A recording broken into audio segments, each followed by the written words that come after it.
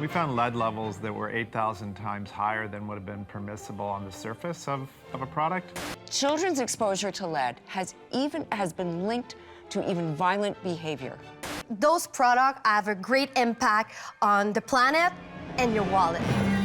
From the Zoomerplex in historic Liberty Village, the Zoomer with Marissa Lennox.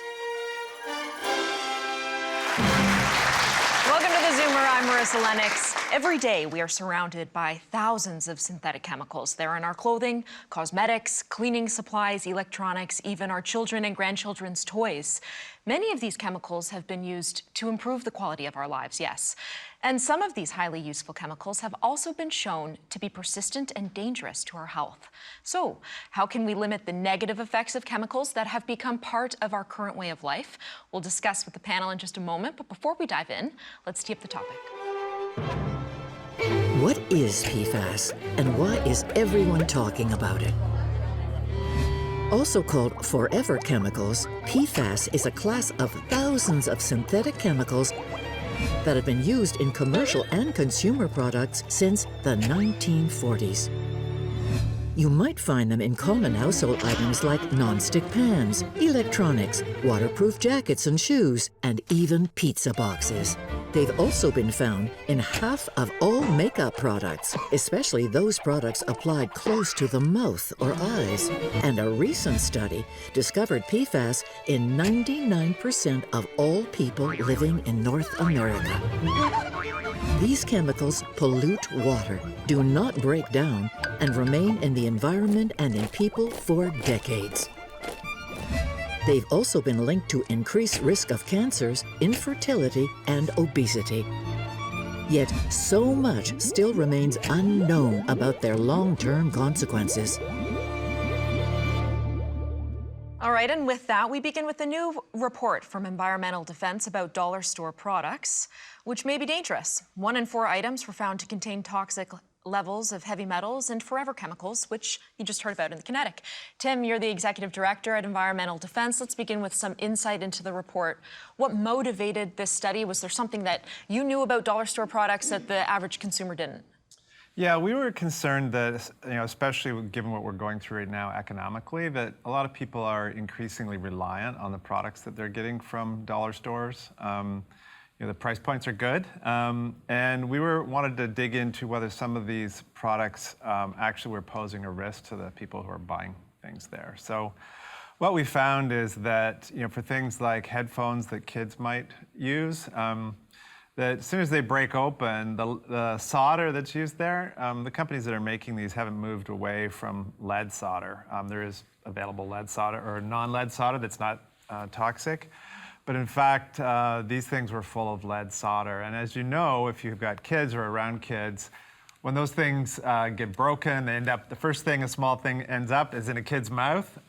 We found lead levels that were 8,000 times higher than would have been permissible on the surface of a product, just inside, and know that this stuff's going to end up inside of kids or in the household. So that was an example. Another was PFAS, which you mentioned in the introduction here. It was widely used in the lining of popcorn bags, and this is to stop the butter and the grease from getting into the material.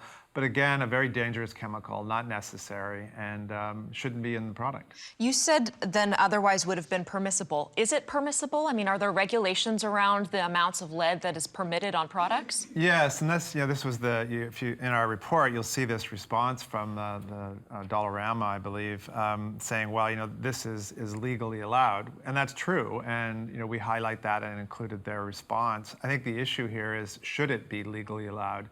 Should kids be able to encounter products that have 8,000 times the level that is permissible on the surface, just inside which they can easily access? So it just points to the need for regulatory reform. Of all the chemicals that are out there, we probably know among the most about the risks of lead, and especially for kids. So it needs to change. Dr. Schwartz, was there anything about this report that surprised you? Not really. There's really nothing new here. It's just a question of testing. And of course, we're getting better at testing for substances. You mentioned, or at least in the little introduction tape there, about how substances that at one time were thought to be safe are now regarded, askew.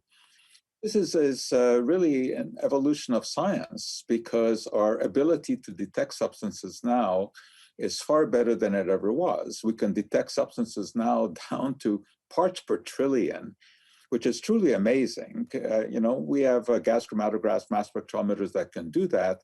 A part per trillion is the width of a credit card relative to the distance between the Earth and the Moon. We can detect that. But just because something is there doesn't mean that it is causing harm. There's a big difference between hazard and risk. Hazard is the innate ability of a substance to do harm. It cannot be changed. Lead is absolutely hazardous. Certain PFASs are absolutely hazardous. But in order to evaluate whether or not they pose a risk, we have to take into account the extent of exposure, which is, of course, very difficult to measure. Now, the case of the perfluoroalkyl substances is much more complex, because there are over 12,000 of these compounds that are known.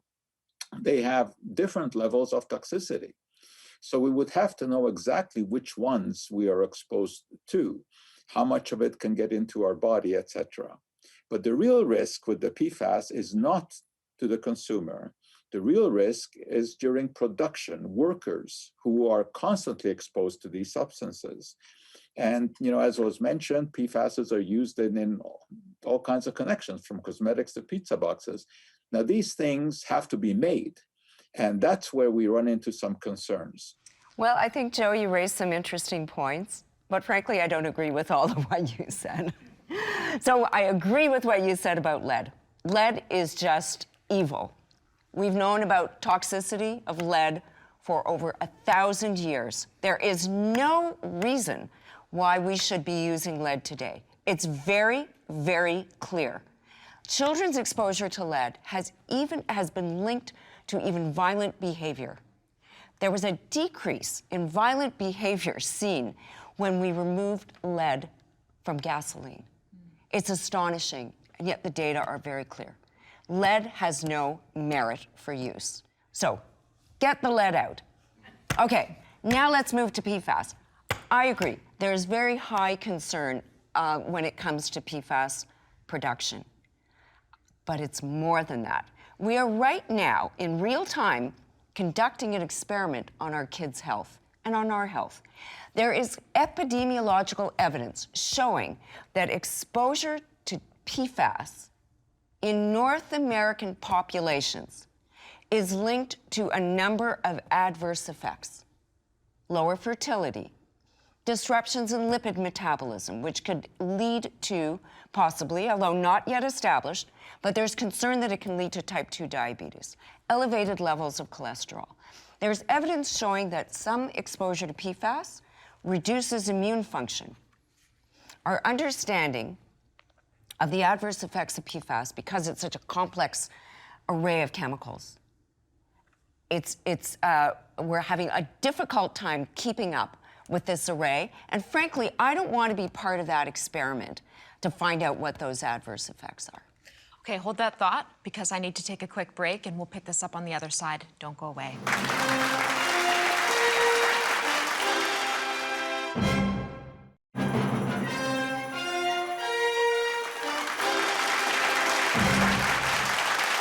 Welcome back. Before the break, we were discussing a report about dollar store products and their potential dangers due to the fact that they were found to contain chemicals such as BPA, PFAS, lead, and phthalates.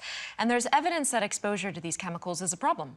But synthetic chemicals are in nearly everything we touch and consume. They're in our electronics, in our food wrappers, umbrellas, carpets, makeup, even firefighting foam. And consumers couldn't possibly know about them all. So how are we to know what is safe? Tim, I'll begin with you on that one. Yeah, that's a very good question. And some places have moved to giving people more information about the chemicals that are in their products. Cleaning products, consumer products such as makeup, shampoo, those kind of things. In Canada, we don't have access to that information, and so it makes it even harder for the average person to know what they're buying, because you can't even read the label and find out what's in it. Not that just reading the label is probably going to help a lot of people because a lot of these chemicals are hard to decipher. But in addition, when there are chemicals that are known to be risky, is that many jurisdictions have moved to putting a warning label. You know, in the way that we might see a label on something that tells you that it's going to corrode your hand or that it's quite dangerous, they'll put a label on warning that you might have a carcinogen in that particular product. And then people don't need to understand the chemical makeup of the product. They just are warned that it's at risk, and if they use it, it helps change people's behavior. They can then select the product that's less dangerous to them. I agree with labeling, as Tim had mentioned, because it helps move the industry along. But we need more than that. Not everybody can read a label. But I'm going to say one thing more. Once industry ramps up to making a chemical, let's take parabens, for example, they're going to be very reluctant to remove it from their products. They've already invested a lot of money in ramping up and having production capacity. There's a vested interest in maintaining that particular chemical in the product. That's why it's prudent, it's cautious to remove the chemicals before they present a risk and before industry is highly invested in production and use. It's one thing to see an association, Dr. Schwartz, between exposure to chemicals and a disease. I think it's another thing to prove causality. Do we know, so let's take PFAS and cancer for example. I've seen a lot of literature around an association between these two. Do we know that one causes the other? This, of course, is a very important point, and I try to bash my students' head with this one, that association is not the same as a cause and effect relationship. You know, it comes down to analyzing the risk-benefit ratio. Parabens are not put into products at the whim of a manufacturer. No one says, I don't think we've been spending enough on our product. Let's go and put some expensive ingredient in there so that we can do harm to our customers. No one thinks like that. Parabens are preservatives, and they are put into cosmetics because bacterial growth in cosmetics is a problem. I mean, it can cause anything from minor skin irritation to terrible eye infections. So you want to minimize that because you know that people are going to dip their fingers in a cosmetic, put it on their face, dip their finger back in and again. They've just put some bacteria in there. It's a moist environment, usually kept in the bathroom where it's humid. The bacteria will grow. Next time, you can contaminate yourself. Parabens avoids that. Now, of course, it would be better to have preservatives that don't come with any baggage. And the industry, of course, is working on that. But you also have to be careful that you don't go from the frying pan into the fire, because replacing them with ethoxylates or ethylene oxide, other such preservatives, which at first may seem less problematic, but we don't know what the effect is over the long run. I think this comes back to this issue of the actual risk that people are being exposed to. And we did a lot of work on BPA, which is a dangerous chemical that's a hormone mimic. And it has been used for years in cash register receipts. So every time you get one of those kind of black-colored, black-printed receipts, it's got BPA in it. But there's a substitute available that looks the same. You get the same cash register receipt. And we were really concerned about that because the people who are being disproportionately exposed to that isn't the person going to the store, buying their groceries. It's the actual cashiers working in the store. You meant handing out 1,000 of those things a day. And then during COVID, which our work on this really ramped up, everyone was being told to use alcohol sanitizer. Well, the alcohol sanitizer solubilizes the BPA and helps it go through your skin. So it's particularly a problem. So we did a lot of work on this with the union that represents people working in grocery stores, and finally have got the companies themselves, most of them, to move. So Metro, Sobeys, the major chains, Costco, they're phasing it out or have gotten rid of them already. But we shouldn't have to do it that way. Government should act before the public needs to rise up in a revolt against an individual retailer to get them to change their behavior. Yeah. And that is a particularly good example where the risk is disproportionate to the people that are being most exposed to it. Jennifer, I want to bring you in on this discussion. You work with a company called Pure. I know that labeling for ingredients is very important to your company. Tell me a little bit about that. it's a kind of a shock. It's hard to help people when they don't have all the information and they are bringing it home. We spend 90% of our time in closed environment, and we bring a lot of products with chemical products, but people don't know it's chemicals because it's not written on the label. And you were right, we don't know all the ingredients. So we're working to change that. So we are fully transparent on the label. We write in inky all the ingredients, and we put a definition on our website. What is citric acid? What does it do?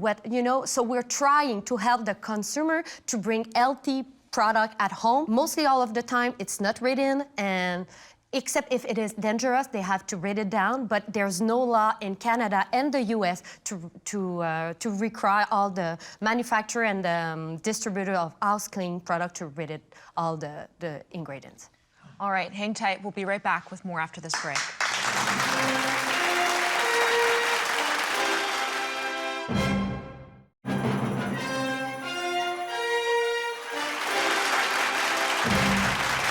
Welcome back. A new study found more than a third of school uniforms in both Canada and the United States to carry high levels of PFAS chemicals. The chemicals are used to make clothing resistant to stains and to water. Miriam, you're a co-author of this study, so I'll begin with you. What were sort of the key findings from it? Well, we were very surprised and dismayed to find high levels of PFAS in particularly school uniforms. We actually tested a range of children's products. The school uniforms really stood out for us. How immediately and acutely dangerous are PFAS on school uniforms? I can tell you my daughter wears a uniform, and I'm quite certain she has stain repellent on her tunic that she wears every day. I mean, what do I do? That's a great question, and I wish we had full answers. But here's what I think. So it's not an immediate acute health risk. It's a long-term health risk, which is harder to wrap your head around. But it's also important because it's not just important for your daughter. It's actually important for her grandchildren as well. But let's talk about your daughter. So I'm concerned because she's wearing a school uniform that contains PFAS. Those chemicals have not been adequately tested for toxicity. What we do know is that all these chemicals are very persistent. When you do the wash, the PFAS goes into the wash water, through the wastewater treatment plant, ends up in our drinking water. That's why I'm worried not just about your daughter, but about her grandchildren. And that's why I think we should not be using PFAS to make uniforms stain resistant. As I said, I think children's health is far more important than having them stain resistant. I personally would not want to Scotch guard my kids. Less than a year ago, Dr. Schwartz, Marketplace did a report, and similarly, it's not just school uniforms, but in fast fashion retailers, they found a lot of PFAS and also lead on clothing. I don't understand, help me to understand why we might find these chemicals, lead in particular, on textiles. Right, there's some very interesting chemistry there. Some of these textiles, especially children's clothes, has all kinds of emblems on it, colorful designs, etc. And these are what we call plasticized paints. And those paints are made with polyvinyl chloride, or PVC, which is a plastic. Now, PVC, under the influence of ultraviolet light, and of course we're always exposed to some ultraviolet light, breaks down. And when PVC breaks down, it releases some hydrochloric acid, HCl, which then catalyzes the further breakdown of that plastic. Now, in order to neutralize the hydrochloric acid that forms, they add some lead compounds, which absorbs the HCl and forms lead chloride. Now, of course, having any kind of lead, in any consumer product is not good if we want to eliminate lead totally. But that's the reason that they put it in there in the first place. It is, of course, possible to make these stickers that you have on clothing, or these emblems. It's possible to make them with other modalities. You don't have to use PVC. So this is something that is very easily eliminated. And I totally agree that when it comes to school uniforms, you don't need all of these stain-resistant substances. It's always a question of risk against benefit. And in some cases, the risk outweighs the benefit, and then you eliminate the product. But in some cases, the benefit outweighs the risk, even when there is some risk associated with the product. Tim, do you think manufacturers are just ignorant to the risks, or I know we've spoken a lot about Health Canada and the regulations not being strong enough, but are the manufacturers aware? Yeah, it really depends on what part of the manufacturing chain you're speaking of. I mean, the primary chemical manufacturers of some of these novel chemicals, they're making a lot of money selling them, right? So they're the most resistant to change because that's the product they make. So if you're a chemical company and say you go back 30, 40 years and you're making dioxin that gets put in all kinds of things, even after it's really clear that it's a very dangerous chemical, you're going to fight within the political and regulatory system to make sure that you can keep selling that product. The further you go down the chain, it's different because they may not need that chemical in order to be able to sell their product. And the uniform was a really good example. Like, they can still sell school uniforms that don't have PFAS on them, right? So you're going to get more cooperation from further down the manufacturing chain to making some of these changes. Is there any evidence that you can wash off these chemicals?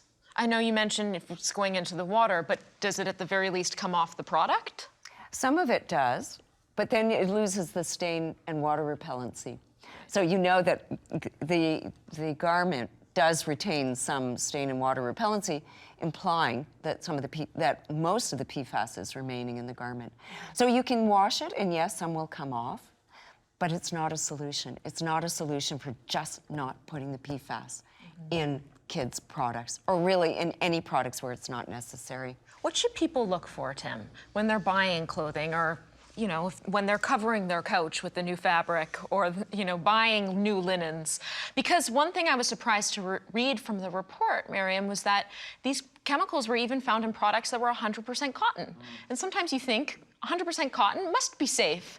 And so what should people really be looking out for? Yeah, I mean, trying to buy products that are made of natural fibers is a good start, but you're right, it doesn't mean that they couldn't have been sprayed with some horrible chemical. So again, it comes back to the need for disclosure of what's actually on the product, and also for regulatory intervention. Like, there really is no need to make a cotton fabric and then spray it with PFAS so you can make an upholstery for your couch. If the couch gets dirty, clean it. Right, yeah. With soap.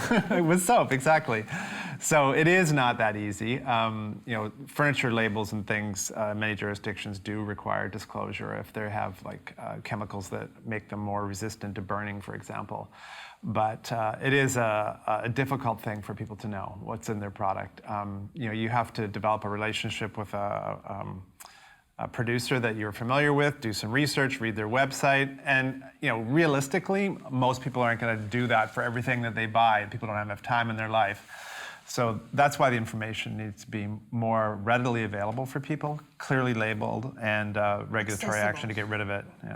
All right, when we return, we'll discuss those cleaning supplies under your sink and some DIY alternatives. That's next.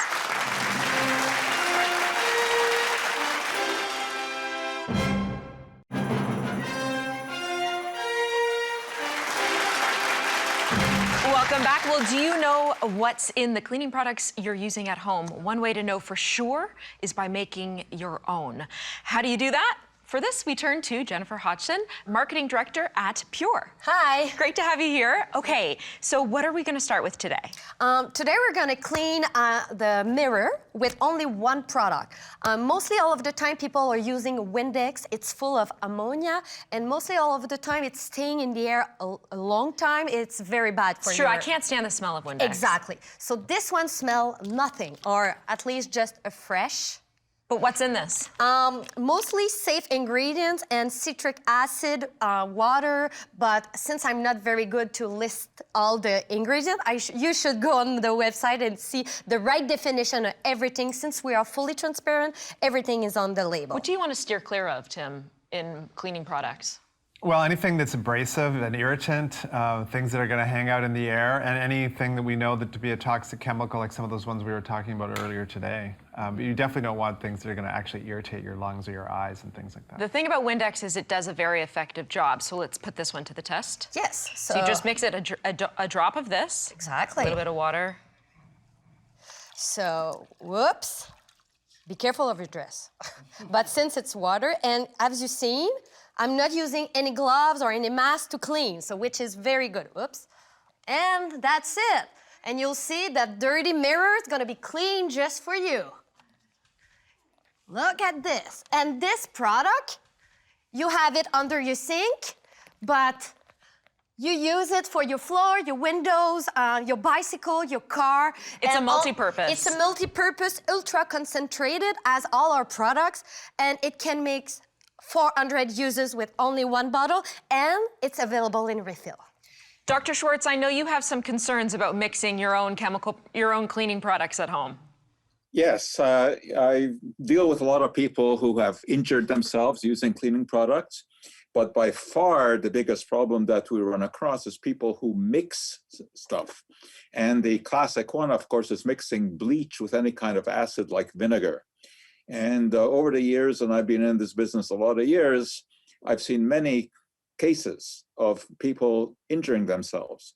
They will try to clean something with bleach, let's say their toilet bowl or the bathtub. They're not satisfied with the job that it did.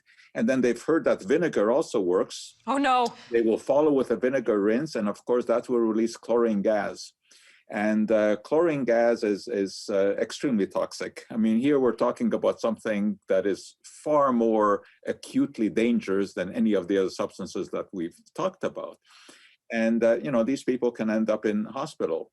Now, Windex contains ammonia, as you heard, and it will form chloramines when you mix that with bleach, and that can also be toxic. And so these are real issues. Now, as far as the mirror goes, I see that, yeah, that mirror cleaned very well.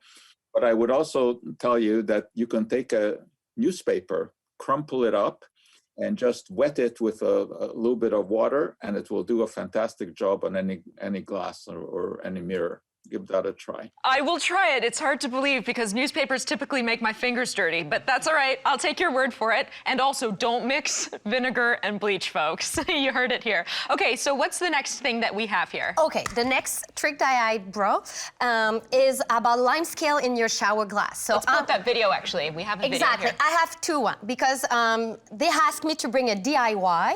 So I brought vinegar and dish soap. So if you put half a cup of vinegar, you put it in the microwave, and after you put a quarter of cup of dish soap, you just shake it and you spray, and everything of the lime scale is gonna goes down. But if you want to use a ready-to-use, I use the scrubbing cream in my shower. Sorry about my outfit. Is that you? Yes, it is me. So I just use the scrubbing cream, and I put it in my cloth, and I scrub everything. I rinse, and with a dry one, I just put a little finish, and that's it. That's out, and this is how it finished my What's glass. the deal with heating vinegar? Why would we do that? The heating, it's because it's gonna up the degreaser in the dish liquid. So that's why it's a good mix for that. We've been talking a lot about chemicals on our clothing, but what about the stuff we're washing our clothing in? Most of the time we put too much soap in the dish machine, in the washer machine.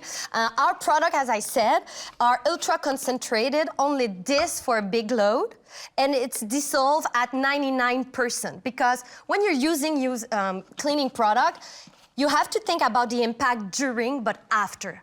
When it's done, when it goes in, in the water. So those products have a great impact on the planet and your wallet because we are way cheaper. Now, a lot of these products often will have a logo that says green and I know that's not a scientific term, Dr. Diamond, but eco-friendly, green. And so, I mean, I tend to buy products that have those labels on them because I think that they're safer.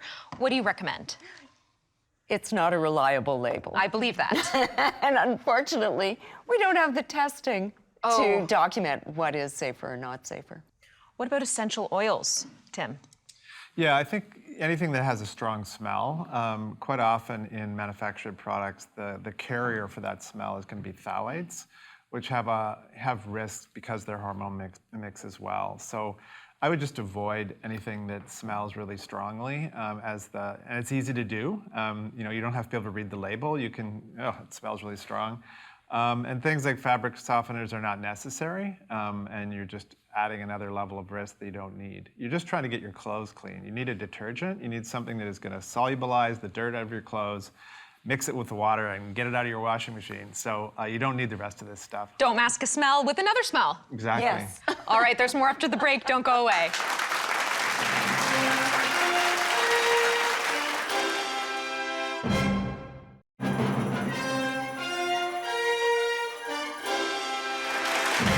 Welcome back. In just a moment, we'll get to some of your questions, as I always like to do in every show. But first, when a company brings a product to Canada, it's up to Health Canada to determine whether or not it is safe. I'm curious that process, how they go about doing that.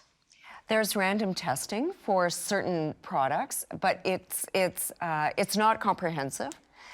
And you know what? Like, we can't rely on government to do everything, because it's also up to manufacturers to produce safe products. We talk about overreach of government.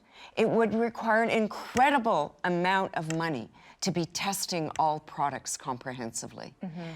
I want to see manufacturers step up to the plate to provide safe products. There's no simple process here, just about with any topic, whether it's scientific or not, you scratch the surface and it becomes more complex. And there are issues that arise that you didn't even know were there. I mean, we talked here a lot about PFASs in clothing. What about the dyes that are used? I can tell you that there are concerns about the breakdown of those dyes. Anytime that you wash some new fabric, you'll see that some of the dye leaches out. Well, some of that is leaching into your body too. And those are, to me anyway, bigger concern than the PFAS, but it doesn't get nearly as much publicity because it's sort of not in vogue. But let me just mention one thing about the cleaning. We were mentioning about baking soda and lemon juice. This is not a good combo. Baking soda is a base, and any kind of acid will in fact neutralize it. So if you're adding an acid, whether it's vinegar or lemon juice to baking soda, you're actually decreasing the efficacy of the baking soda. You're getting rid of some of it, you're neutralizing it. The only time that a mix of baking soda and an acid like vinegar makes sense is if you want to put it down the drain, because there it will generate carbon dioxide and the bubbles may dislodge some of the deposits. But when it comes to cleaning, you either use baking soda or an acid, not at the same time. Oh boy. Good to know. I have a lot to learn. Okay, let's get to some of the questions from our audience. And in the break, we heard from Margot, who had a question. I'll put this to you, Tim. Her question was, what about static cling? What can we do for that? Because you can't put vinegar in a dryer. I don't actually know what you would do about that if you didn't use it. I never use it, and I've never stuck to the wall, so I'm not sure. Maybe we don't need it. But I have an answer. Okay. Try not to use your dryer. And I'll tell you why. Oh, really? Yes, because it's not just about toxic chemicals, but it's also about a changing climate. And my goodness, we are certainly experiencing a lot of extreme weather coming about from human-made climate change. Dryers use a lot of energy to dry your clothes. Why would you want to do that, especially after your furnace goes on, when the air is so dry? Please, let's bring back clotheslines and just hanging your clothes out in your home where it will humidify the air. Okay, over the weekend, we got some email questions that came in. The first from Henry in King City. Here's what he wrote. A recent Wall Street Journal article argued shoes in the home aren't so bad. The author made the point that E. coli is so widely distributed that it's pretty much everywhere. So it's no surprise that it can be found on the bottom of your shoe. What do you think, Dr. Schwartz? I think it's a good idea to take off your shoes before you go into the house. You're bringing in some dirt. And let me tell you, dirt is extremely, extremely complex chemically. You'll find a lot of cadmium, for example, naturally occurring in there.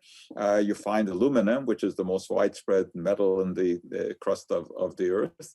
There's no point bringing those into your house. So I think it is a good idea to take your shoes off before you go into the house. But what about that old saying, Dr. Schwartz, you need to eat a pound of dirt before you die?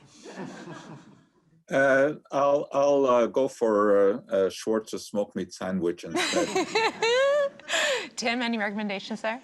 Well, yeah, I think I would agree with Dr. Schwartz. It's probably not a good idea to be trafficking into your house all of the dirt from the streets. You know, it might be a little bit better if you live out in the country, but in Toronto, I don't think I'd want to walk up my street downtown Toronto and then trudge through my living room. Thank you very much. It's true. All right. Liz in Peterborough writes, realizing that these chemicals have escaped into the environment, how are we going to get rid of them, Dr. Diamond? That is very expensive, and that's why we're here talking about getting rid of them during manufacturing, production, get rid of them before they get into the environment. Getting rid of PFAS from the environment is incredibly expensive. And I don't want to saddle my kids and grandchildren with a debt from cleaning up PFAS. That's why I'm so passionate about immediately reducing unnecessary use of these chemicals. So we can upgrade our drinking water treatment systems, we can upgrade our wastewater treatment plants and so on. It's expensive. Let's tackle the problems before the chemicals get into the environment. All right, stick around. We'll be right back with more from the panel. That's next.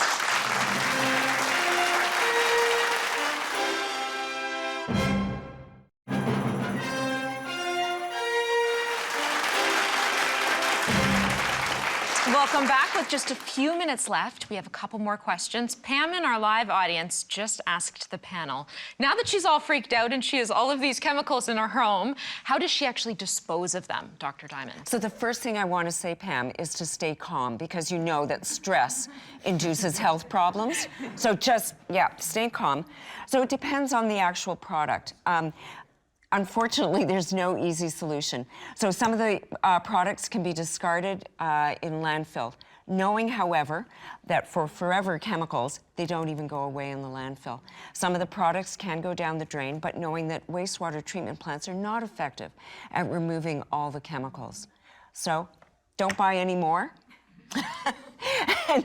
Landfill or down the drain. You also, if you have a significant volume of them, in Toronto at least, there's a service where you can either drop them off at a hazardous waste depot, or if you have enough at your house, it doesn't have to be that much, you can order something called the Toxic Taxi, and they will actually come and pick them up at your house. You can find the information on the City of Toronto website about that, on Waste Management Services.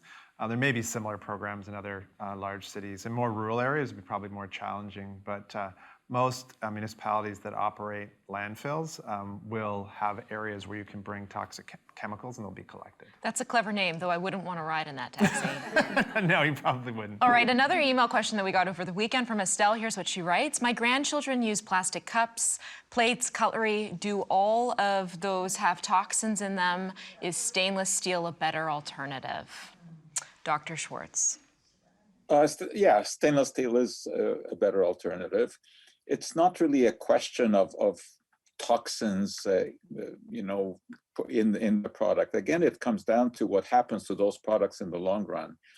Whether they go into landfill or they end up in natural water systems, they will break down. We get microplastics, which we can then ingest. So it's a long-term problem. But so I would say that indeed stainless steel or glass are preferable. One more comment about getting rid of chemicals. I'll pose an experiment that anyone can do. Just try to do your laundry in your washing machine once with just hot water. Don't add anything. You'll be surprised at how well that works. Water is an excellent solvent, and unless your clothes are really filthy, if you wash them regularly, water does an excellent job. Is that how you clean your clothes? Yes. Just water? Just water, most of the time. Now, once in a while, I will add a small amount of detergent. And the detergent, actually, small amounts of detergent are retained in your clothes. so that the next time you wash the clothes, there will already be some detergent in there. All right, that's good to know. Hot water or cold water? What do you recommend? Hot water. Hot water is a good solvent. Okay. But of course, when you use hot water, you're contributing to the warming of the environment. Yes. You can't get it right. There's no free lunch. All right, with just a few minutes left, let's go around the table, get some final thoughts. Dr. Diamond, let's start with you. I think what we've talked about is precaution. I think what we don't want to be doing is running experiments on ourselves, on our kids. Let's work first to get the low-hanging fruit, get chemicals that we know are hazardous out of products, and so that everybody can be safe. Tim. Yeah, it's been a really great conversation. I think in particular right now, there is legislation going through Parliament right now in Ottawa that deals with toxic chemicals, changes to the Canadian Environmental Protection Act. So if you're concerned about this, you don't have to know all the details, but it's a really good time to contact your MP and say, hey, let's pass this bill. Let's improve the way that we're looking after toxic chemicals and protecting Canadians from them. Dr. Schwartz. Life is not risk-free. Everything in life comes down to evaluating the risk-benefit ratio. To me, the most important thing that has the most scientific evidence is nutrition and exercise. If we know how to eat properly and exercise properly, that is what is going to really increase your longevity. So that should be our prime concern, and everything else about toxins in the environment to me is important, but not as important as nutrition and exercise. Very good point. And I think people now should do much more research and check out what they are bringing home, because over chemistry, mostly all of the time, it's inside of their own home, so they should know what they are bringing home before buying. I think there are many solutions out there. All right, well, that is it for time. A big thank you to my panel for being here, for your expertise, sharing that with us, and to the audience in studio and at home for watching. We'll see you next time. For now, it's time to zoom out.